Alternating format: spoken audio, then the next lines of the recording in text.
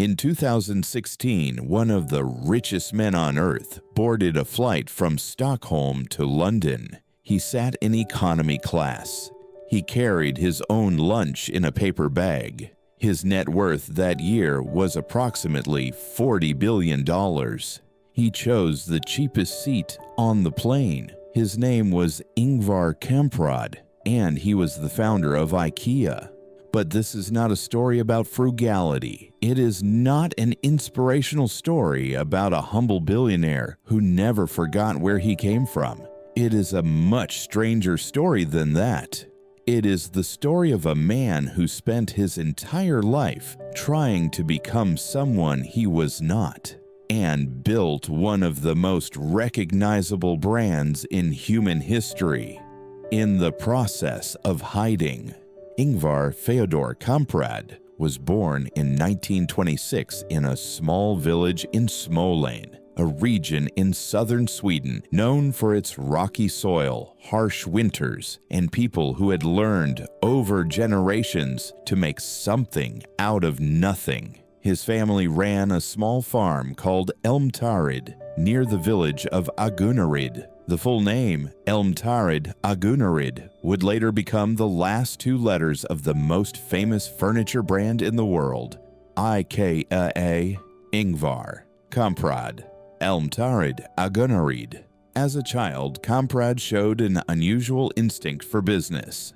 At 5 years old, he was buying matches in bulk from Stockholm and selling them individually to neighbors at a small profit. By 7, he had expanded to selling fish, Christmas decorations, and pencils. He later described this period as the happiest of his life, a child who had discovered that he could turn nothing into something. That instinct never left him, but something else arrived, something that would shadow him for the rest of his life. In the late 1930s and early 1940s, a movement was spreading through Europe. Sweden officially remained neutral during the Second World War, but neutrality does not mean the absence of ideology. In the Swedish countryside, pro-fascist and pro-Nazi sentiment was not uncommon. Kamprad's aunt, a German woman named Francesca, who had married into the family, was a devoted Nazi.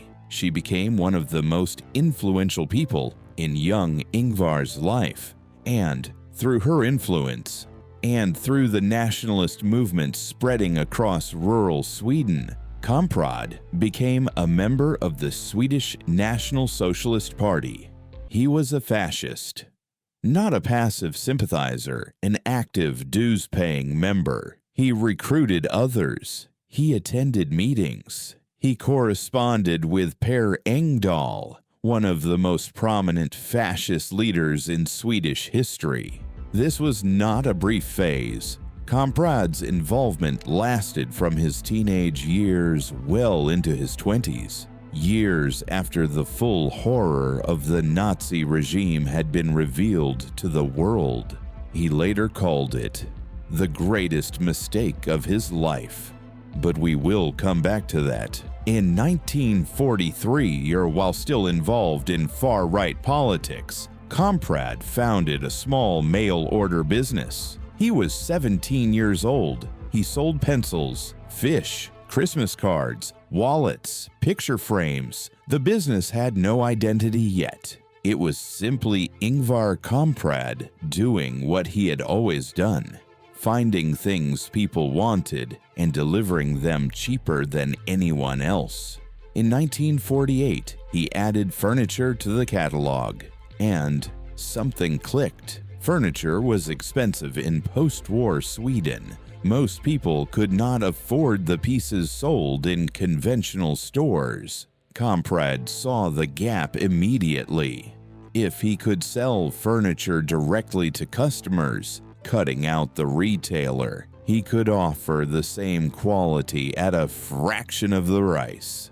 He started designing simple pieces with local craftsmen, and he sold them through his catalog, shipping flat-packed components that customers would assemble themselves. not because it was clever design philosophy, but because flat packs were cheaper to ship. The practicality became the aesthetic. The constraint became the brand.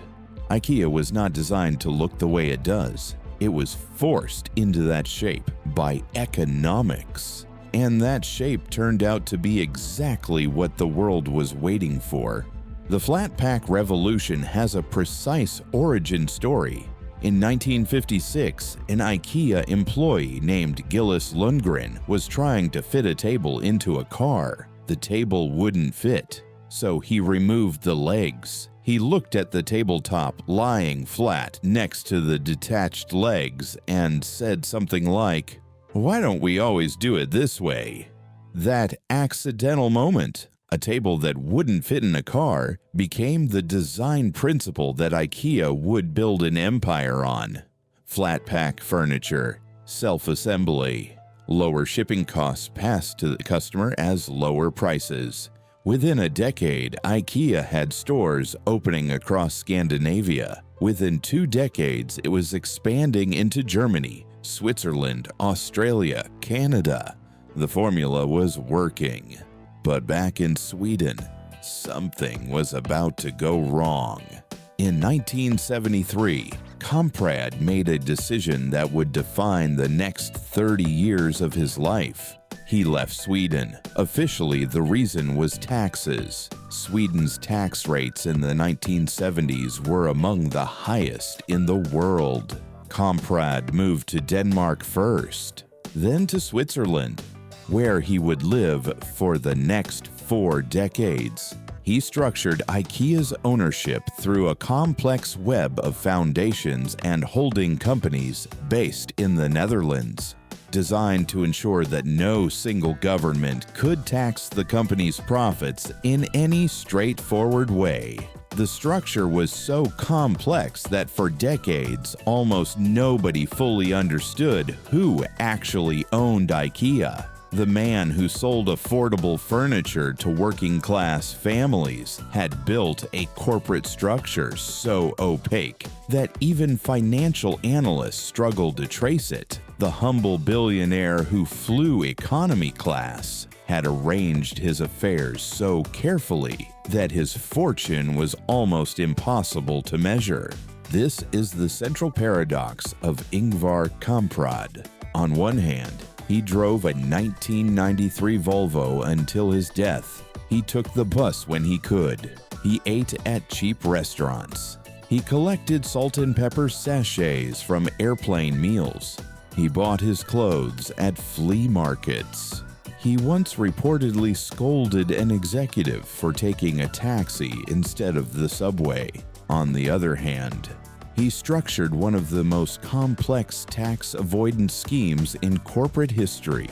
He lived in Switzerland for 40 years, returning to Sweden only after 2014, when Swedish taxes had finally dropped to a level he found acceptable. His personal frugality was real. The paper bags, the economy seats, the old Volvo, all of it real.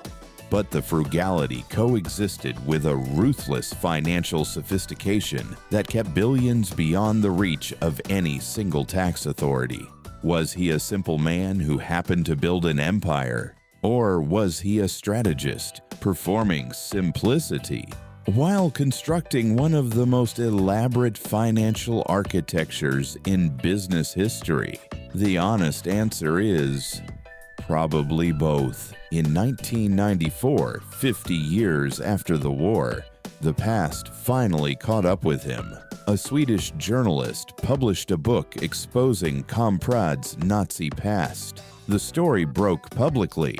Kamprad did not deny it. He wrote a letter to IKEA employees, all 20,000 of them at the time, calling his fascist involvement the greatest mistake of my life. He described it as a part of his life which he bitterly regrets. He flew to meet with leaders of the Jewish community in Sweden to apologize personally. The response was complicated. Some accepted the apology. Some noted that his involvement had lasted far longer than a youthful indiscretion, that he had been an active fascist well into his 20s, years after the Holocaust was known. Others pointed out that he had known about his past for decades and had never volunteered the information. The confession came only when the information became unavoidable. Was it genuine remorse or crisis management?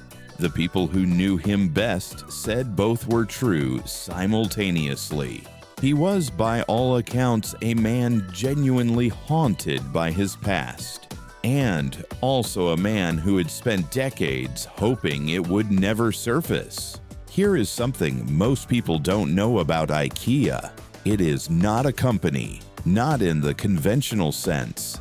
IKEA is owned by a Dutch foundation called the Stichting Inca Foundation, which is technically a charitable organization. This means IKEA's profits flow into a foundation, which pays almost no taxes and which has no individual shareholders in the traditional sense. The foundation's stated purpose is to promote and support innovation in the field of interior architecture and design. In practice, it is a structure that has allowed billions of dollars to accumulate outside the reach of conventional taxation and inheritance law. Kamprad's sons, Peter, Jonas, and Matthias, are involved in various IKEA operations, but the foundation structure means that the empire their father built cannot simply be passed to them as a personal inheritance. It is legally protected from the kind of generational wealth transfer that destroys so many family businesses. Kamprad designed it that way deliberately. The man who grew up on a Swedish farm building something out of nothing made sure that nothing could ever easily dismantle what he had built. Kamprad returned to Sweden in 2014. He was 88 years old. He moved back to the same region where he had grown up, back to Småland with its rocky soil and difficult winters. He continued working. Into his late 80s, he was attending IKEA meetings, reviewing store layouts, questioning decisions. He still drove his old Volvo. He still took economy class when he flew. He still, by all accounts, collected the sugar packets from restaurant tables. His personal wealth was estimated at anywhere between $40 and $60 billion, one of the largest fortunes in human history. He lived like a man who had never quite trusted it. Ingvar Kamprad died on January 27, 2018. He was 91 years old. He died in his home in Småland, the same region where he had sold matches as a 5-year-old boy. Ingvar Kamprad is often held up as an example of humble leadership. The billionaire who never forgot where he came from, who lived simply despite his wealth, who built a company that made good design available to ordinary people. All of that is true, but the full story is more complicated. A man who joined a fascist movement as a young man and spent the rest of his life running from that fact. A man who sold affordable furniture to working families while structuring his own finances to avoid the taxes that fund the services those same families depend on. A man who was genuinely frugal in his personal life and genuinely ruthless in his financial architecture. None of this makes IKEA's furniture worse. None of it cancels the genuine innovation of the flat pack, or the democratic design philosophy, or the hundreds of thousands of jobs the company has created. But it does something more valuable than a simple success story. It shows us a real human being, with contradictions that don't resolve neatly, with a past that doesn't disappear no matter how many economy seats you take, with a legacy that is genuinely great and genuinely complicated at exactly the same time. The billionaire who refused to be rich was also the billionaire who made sure nobody could touch his money. Both things were true. They always are.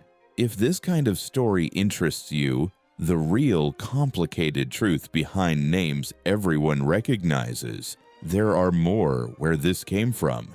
Follow along. We're just getting started.